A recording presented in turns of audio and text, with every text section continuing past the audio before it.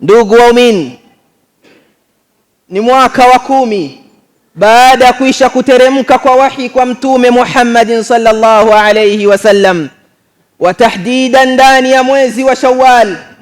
Mtume Muhammad sallallahu alayhi wasallam yuazimia kutoka ndani ya mji wa Maka na kuitapakaza da'wa yake hadi katika miji ambayo iliyoko kando na mji wa Maka. Ndio huyo Mtume Muhammad sallallahu alayhi wasallama yuajielekeza katika kijiji cha Taif, akitaraji ya kwamba huko baada ya maudhi ambayo anayoyapata ndani ya mji wa Maka, manyanyaso tofauti ambayo anyanyasika kwayo na watu wa Maka, wenyeji wake wale ambao ni watawala wa mji wa Maka, na tayari hukumu tofauti na vigezo na mengineyo yamewekwa juu yake. Mtume Muhammad sallallahu alayhi wasallam aelekea hadi kuingia ndani ya mji wa Taif. Mtume Muhammad sallallahu alayhi wasallam tarajio lake likubwa awapate watu ambao watakaoitikia wito wa Allah, watu ambao watakaoyafuata mafunzo yake. Mtume Muhammad kwa mguu wake mtume anakata vitongoji vya mji wa Maka takriban kilomita 100 hadi kuingia ndani ya mji wa Maka, akiwa amesuhubiana na sahaba wake ambaye ni Zaid ibn Haritha. Anamuongoza pamoja Mtume sallallahu alayhi wasallama, wakiwa wanasuhubiana hadi ndani ya mji wa huyo wa Taif.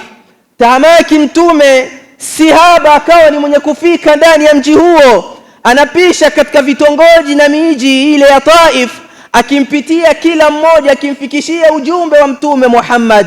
Lakini hawakuacha Makuraishi kumtendea vitimbi Mtume, hata pale ambapo alipotoka ndani ya mji wa Maka walienda wakimfuatilia Mtume. Ndio huyo ndani ya mji wa Taif, aambiwa na watu wake wa Taif ya kwamba haiwezekani ujumbe wako wewe kupokelewa hapa, bali twakutaka uondoke. Na si kuondoka tu peke yake, Mtume anaondoshwa ndani ya mji wa Taif, huku wakiwa wale ambao wameandaliwa na wale ashrafu wa makabila ambao hao wameandaa vijana fulani ambao ni wapumbavu, watakaokuwa nyuma ya Mtume na wamshindikize kwa matusi, wamshindikize kwa kipigo, wamshindikize kwa maudhi na manyanyaso juu yake Mtume Muhammadin sallallahu alayhi wasallam. Fatatawalu alayhi sufahau Taif. Hivyo ndivyo walivyomfuata wale wapumbavu wa mji wa Taif nyuma yake Mtume Muhammadin sallallahu alayhi wasallam, wakawa wenye kumshindikiza kwa kipigo, wakiwa wenye kumtoa ndani ya huyo mji kwa manyanyaso. Wayarmunahu bilhijara, wakimtupia mawe Mtume sallallahu alayhi wasallam, hatta damiyat qadama, hadi miguu yake ndiyo hiyo Mtume ashindwa kuhimili, yapasuka kwa uzito, na huku damu zikichuruzika, na Mtume sallallahu alayhi wasallam hali yake kama hiyo. Zaid ibn Haritha anamtazama Mtume, anaambia, ya Rasulullah, Mtume wa Allah, hauoni hawa watu watakuja kutuua? Hauoni kwamba watu hawa hawezi wakatuacha salama? Tufanye nini Mtume? Mbona barabara ni nyeupe na hawa hawaachi kuwa nyuma yetu ya Rasulullah? Mtume anamwambia Zaid ibn Haritha ya kwamba, tulia ewe Zaid, hakika Allah kamwe hawezi akatupoteza. Hakika Allah subhanahu wa ta'ala, inna Allah ja'ilun lima tara farajan wa makhraja, ya hakika ya Allah subhanahu wa ta'ala atajalia kwa haya tunayaona matukio yaliyokuwa mazuri tu, na njia ya kutokea katika haya matatizo. Tutapata suluhisho, usiwi na matatizo, na dini ya Allah itanusurika. Hivyo ndivyo Mtume anauthibitisha moyo wa sahaba wake. Hadi moja kati ya mabustani Mtume yuaingia, apita katika vichochoro vile, huku akiwa wale wapumbavu nyuma yake wamtafuta. Tahamaki akosekana Mtume Muhammad sallallahu alayhi wasallam. Afanye nini Mtume? Asema basi turejee ndani ya mji wetu wa Maka. Lakini mji wa Maka tayari kabla ya hapo, yueleza mwana wa zuoni, mwana historia mkubwa Ibn Hisham katika sira ya kwake ya kwamba tayari imekwisha tolewa waraka wa makubaliano ndani ya mji wa Maka, ya kwamba hawa ambao wanaomfuata mtume na kabila lake, hawa tutawekea vizingiti na vikwazo tofauti, na ndiyo huyo Muhammadi na yeye vikwazo viko juu yake. Ataingiaje tena mtume sallallahu alayhi wasallam ndani ya mji wa Maka? Mtume anatazama katika watu wa mji wa Maka, akina nani wenye busara, akina nani wana kheri, akina nani ambao hawa wanaweza kuwa na utu kiasi fulani, wakawa wenye kufuatilia na kuweza kuwa na mtazamo wa kina, na hawa labda pengine tukapata usaidizi kutoka kwao. Mtume Muhammad sallallahu alayhi wasallama atuma mtu kumwagiza huku ndani ya mji wa Maka, anambia nendeni mkanitafutie bwana fulani ambaye anaitwa Mut'im ibn Adi. Huyu mumueleze tukio langu na hali yangu, huyu ninamdhania kheri huyu. Mtume sallallahu alayhi wasallama habari yamfikia Mut'im ibn Adi ya kwamba mtume anahitajia kwako kuweza kumlinda, kuweza kumhami, na hivyo vitimbi vya makuraishi ndani ya mji huo wa Maka anataka kurejea ndani ya mji wake. Mut'im ibn Adi anayetazama anamwambia, uendeni mkamfahamishe Muhammad, mwambieni ya kwamba hasijali wala siwi na hofu, aje nitakuwa pamoja naye bega kwa bega, sambamba nitaongozana naye hadi pale ambapo atakapotaka kuweza kupafikia. Ndio huyo Mut'im akusanya familia yake na watu wake, wanasema kwamba twendeni tukamhami Muhammad, twendeni tukamstiri Muhammad, twende tukaishi pamoja naye mtume Muhammad, huku akiwa anatambulika huyu Mut'im ya kwamba si mtu ambaye ni Muislamu, lakini moyoni mwake ana utu, moyoni mwake anamtambua huyu ni nani. Licha ya mimi na yeye kutokuamini dini moja, lakini mie na yeye huyu Muhammad ni kabila moja, tutatoka katika Waarabu sote pamoja. Anashika watu wake na familia yake Mut'im hadi kuingia akiongozana na mtume Muhammad sallallahu alayhi wasallam. Fadakhala Rasulullah sallallahu alayhi wasallam, mtume akawa ni mwenye kuingia ndani ya mji wa Maka. Wa ma'ahu Zaid ibn Haritha, akiwa mtume yuwaongozana pamoja na Zaid ibn Haritha, hatta intaha ila almasjid alharam, hadi ambapo mtume alipofikia kando za mji au kando za msikiti ule wa Maka. Mtume anaingia akiwa pamoja na Mut'im. Faqama almut'im ala rahilatihi, akasimama Mut'im juu ya mnyama wake, anawatazama, anawaambia ya ma'shara Quraish, enyi Makuraishi, nisikilizeni wito wangu kwenu. Nasema hivi, inni qad ajartu Muhammada, leo natangaza kwamba nimemwekea ulinzi Muhammad, nimemwekea ulinzi ya kwamba atakayeweza yeyote kusimama kidete na kumpiga vita, basi nitakuwa pamoja naye. Atakayejitahidi yeyote kuinua pua lake kunusa kidogo tu kwa min ajili ya kumtendea maudhi Muhammadi, basi mie nitashikamana pamoja naye.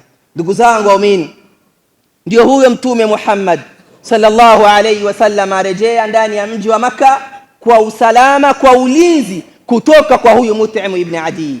Anasema mmoja kati ya wanazuoni ambaye ni Ibn al-Athir, katika historia anasimulia, anasema wa asbaha al-Mut'im qad labisa silahahu huwa wa banuhu wa banu akhihi fadakhalu al-masjid.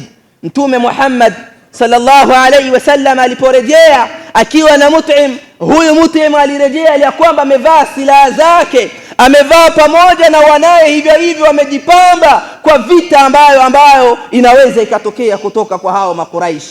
Fadakhala almasjid faqala lahu Abu Jahl. Abu Jahl alipomuona Mut'im ambaye ni mwenzao huyu na huyo mkataba ambao uliowekwa hapo kabla, anamkumbusha, anamtazama Mut'im, anamwambia amujirun am mutabi', je wewe umejiweka mbele kuweza kumhami huyu Muhammadi, au wewe umekuwa leo mfuasi wa Muhammadi? Mut'im anajibu, anamwambia kad ajarna man ajar, anamwambia kwamba bal mujirun, bali unaponiona mie leo nimejiweka mbele kumhami Muhammadi. Abu Jahl anamtazama, hana lingine la kusema, kwa kuwa huyu ni mwenzake na yeye anamfahamu ubabe wake na mengineyo. Anamwambia basi, medama umempa amani huyu, umemhami, nasi tutamhami yule ambaye uliyemhami. Ndugu zangu waumini, historia ndiyo hiyo inaendelea, inaondoka. Mut'im imefikia kipindi tayari wakati wake wa kutoweka dunia, anaiondoka dunia ndiyo huyo na anarejea kwake Allah, lakini ameondoka hali ya kwamba si Muislamu. Tayari miaka na miaka, muda unapita, laja kutokea tukio lingine, huku Mtume Muhammad sallallahu alayhi wasallama pamoja na hao masahaba wamesimama mbele katika vita vya Badri. Ndio hao panga zinapishana na makafiri hadi vita yaisha, hali ya kwamba Waislamu wameishinda ile vita. Na hawa makuraishi hawa ambao waliokuja kupigana vita na Waislamu wameshindwa. Baadhi yao takriban kama alivyoeleza Ibn Hisham na wengineo 70 yani makuraishi 70 wameshikwa, wametekwa nyara hapo kwake Mtume Muhammad sallallahu alayhi wasallam.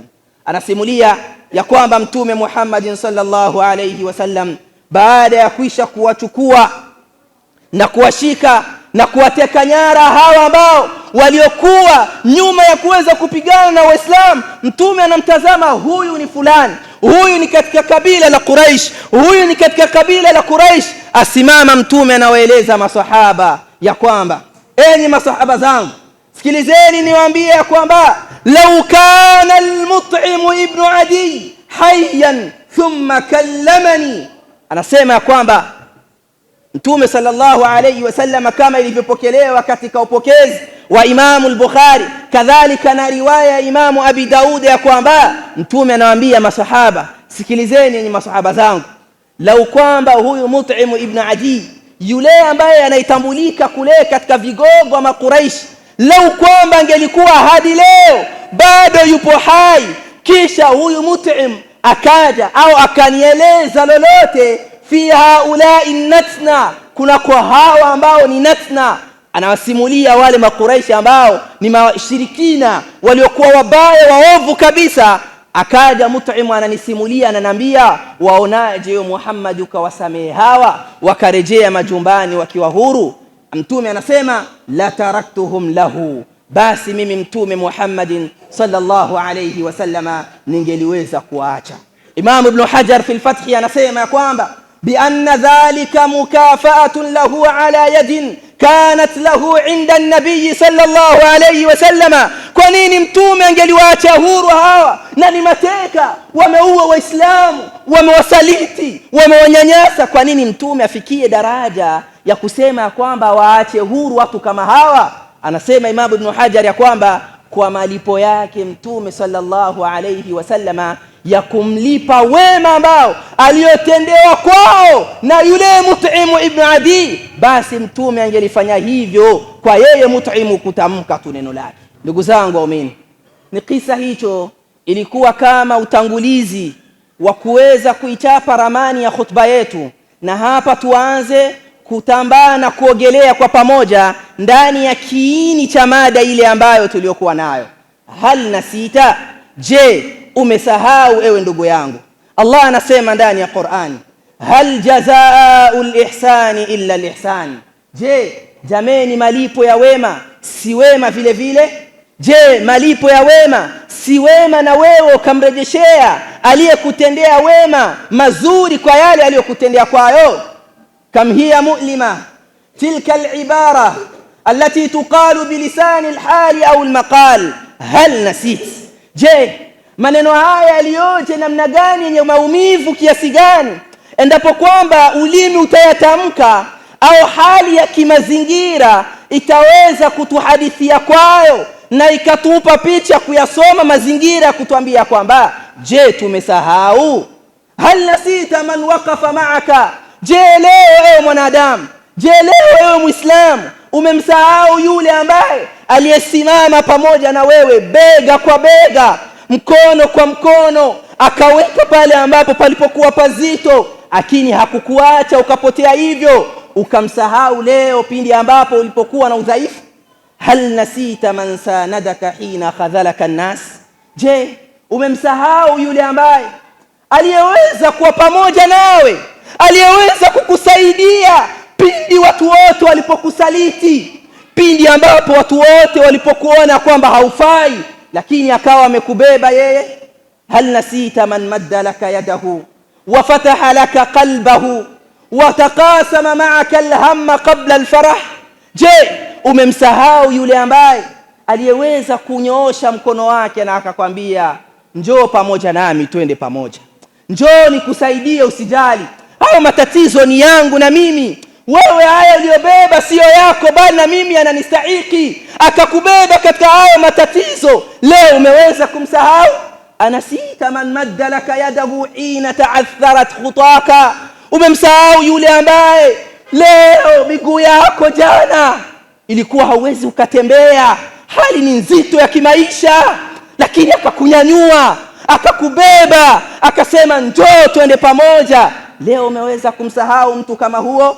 Ndugu zangu waumini, Mtume Muhammad sallallahu alayhi wasallama yuarejea kutoka katika Isra na Mi'raj, tukio hili ambalo sote tunatambua namna alivyoenda mtume kupaswa huko na kurejea duniani.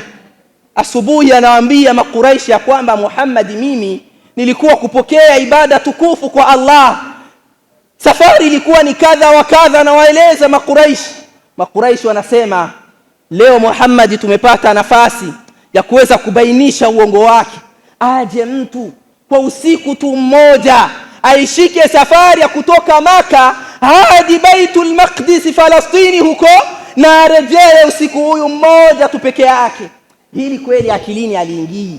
Safari ambayo sie miezi na miezi tunaichukua, tunaenda, kundi fulani linatoka linamfuata, linamwambia Abu Bakar Siddiq radhiyallahu anhu, Abu Bakar, si wewe ambaye leo kila siku unatueleza Muhammad, si wewe ambaye unamsifia Muhammad kila kukicha, unasema ni mkweli ni mkweli, kwani haujasikia lipi hilo limetokea? Anasema rafiki yako kwamba jana alienda fasi fulani hivi na hivi, mwendo wa mwezi mzima ameuenda usiku mmoja. Hii kweli inaingia? Abu Bakar anawatazama, anasema ikiwa ni Muhammad kasema basi hilo ni kweli, ikiwa kwamba Muhammad amesema basi hilo ni kweli.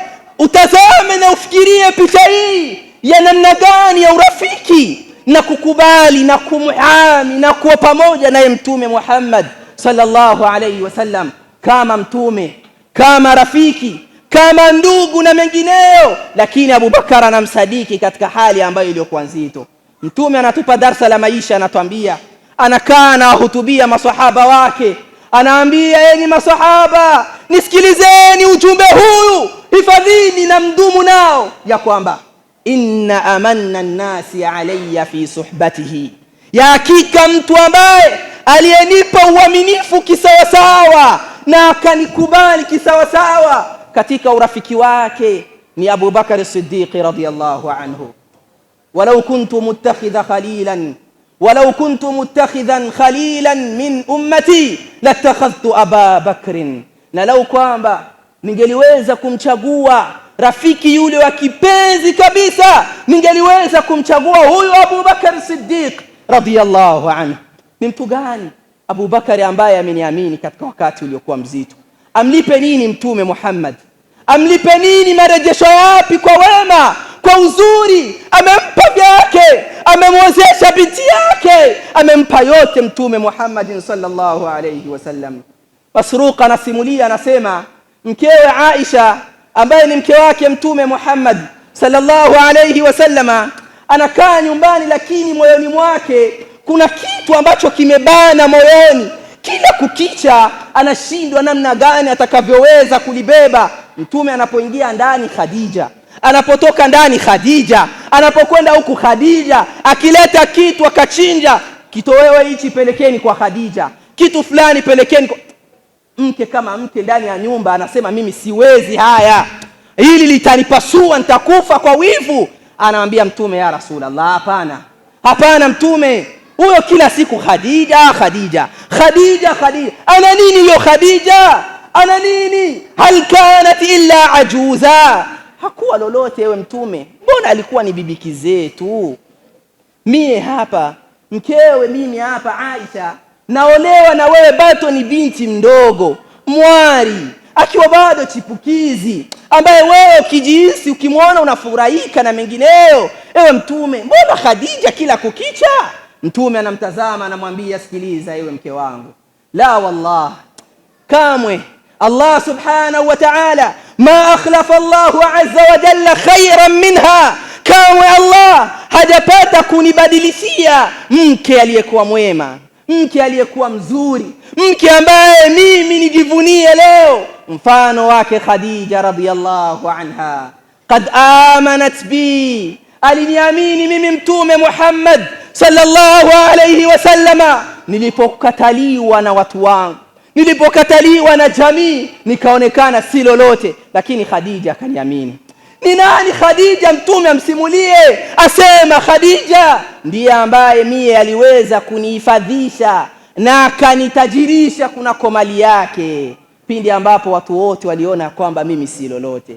Lakini kubwa zaidi, ndiyo ambaye alinibadilishia jina, mie ninaitwa Muhammadi, lakini pale pengine kando katika vikao na mie nina heshima ya kuitwa baba. Ndiye Khadija huyo radhiyallahu anha warda.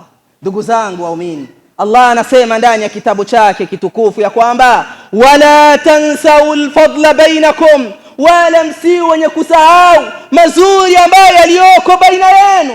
Ndugu zangu waumini, ibadallah, akthara al-ashya'i mararatan huwa al-khudhlan, katika mambo ambayo yenye kuumiza mno, yenye kusikitisha kabisa, yenye kuzipasua nyoyo na machozi kutiririka na kudondoka, ni usaliti kuupata katika maisha. Ni usaliti kuupata katika maisha yako, ni kutokulipwa mazuri na yule ambaye uliyeweza kumtendea mazuri katika maisha yako. Antusfa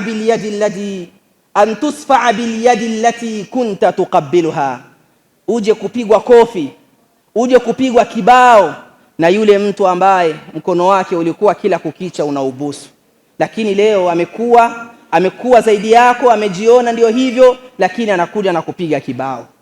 Wa anturkala bilqadami allati kunta takhsha an tamassaha shawkatan, uje ukanyagwe, udidimizwe na mguu ambao wewe ndio uliyeutengenezea mazingira mazuri hadi pale ambapo umefikia leo. Ukaokopa huyu mguu, labda kuna mazito, ukikanyaga hapa amekwisha, huyu amefariki, akienda huku kuna matatizo, lakini ukamrejesha, ukamweka sehemu ambayo iliyokuwa nzuri.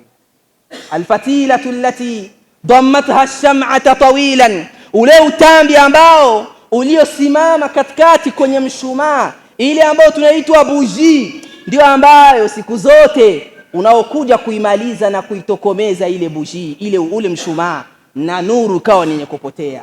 Auja'u ihtiraqin huwa alladhi yatika mimman kunta tadhumuhu, pigo lilikuwa lizito, majonzi makubwa, usaliti mzito mkubwa, ni ule ambao unaupata kwa yule mtu ambaye uliyekuwa ukimyambilia kama rafiki yako na mengineyo.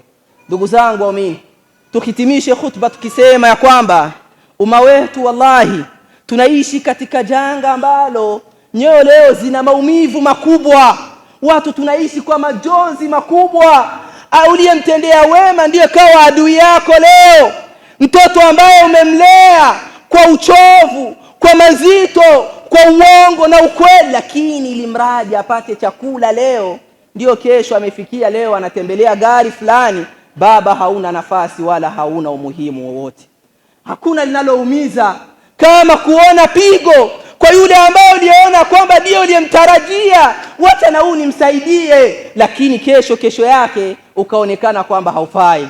Nyoyo zinaumia, watu tunaishi na majonzi makubwa. Mume analia, shekhe, unaona ni huyu mama, mimi nilimsaidia, mimi nilimtoa pale pabaya, alikuwa aishi sehemu nzito, nimemleta mjini, nimemhudumia, nimemvisha, amependeza. Leo kwa dala 100 za yule diaspora ananiona mimi sifai tena. Mume ndio huyo, aliishi na mke wake na mazingira mazito, mke akawa ni mwenye kumvumilia, akambeba hivyo na mazito yake na matatizo yake. Leo Allah amefungua malipo, ni yeye baada ya kuisha kuona mke wa pili ndiye muhimu, akaonekana yule mke wa kwanza hana lolote ndani ya nyumba, akaonekana kama takataka. Ndio huyo ambaye aliyesomeshwa na shekhe, ingawa shekhe ndio huyo na elimu yake na mengineyo na mapungufu yake. Sheikh akamlea yule mwanafunzi, akawa leo anaitwa na yeye ustadhi, akawa anaitwa kadha, lakini anasimama kidete mwanafunzi kumwambia huyu Sheikh hafai, huyu Sheikh ni mpumbavu. Inauma. wa dhulmu dhawil qurba ashaddu madabatan min waqa'i sihami almuhannadi, mapigo ambayo yanayopigwa na mtu wa karibu yako ni mazito mno, nyoyo zinaumia. Ndugu zangu, tuthamini utu, tuthamini mazuri, tuthamini kheri za watu. Hakuna yeyote atakayeweza kukataa ya kwamba amefikia daraja hii, ila kuna yeyote nyuma yake aliyeweza kumsaidia, si aliyekuwa mkubwa wala aliyekuwa mdogo. Tuhitimishe tuseme ya kwamba hal jazaa'ul ihsani illa al-ihsan, je, malipo ya wema si wema? Usije ukakumbuka hii aya pindi ambapo utakaposomewa na kuambiwa hal nasita, je, umeweza kusahau? Barakallahu li wa lakum bil Qur'anil azim wa nafa'ni wa iyyakum min al-ayati wadh-dhikril hakim. Allahumma salli ala Muhammadin wa ala ali Muhammad kama sallaita ala Ibrahim wa ala ali Ibrahim wa barik ala Muhammadin wa ala ali Muhammad kama barakta ala Ibrahim wa ala ali Ibrahim innaka Hamidum Majid. اللهم أعز الإسلام والمسلمين، اللهم أعز الإسلام والمسلمين وأذل الشرك والمشركين ودمر أعداءك أعداء الدين وانصر عبادك المجاهدين في كل مكان يا رب العالمين. اللهم آت نفوسنا تقواها وزكها أنت خير من زكاها، أنت وليها ومولاها. سبحان ربك رب العزة عما يصفون وسلام على المرسلين والحمد لله رب العالمين.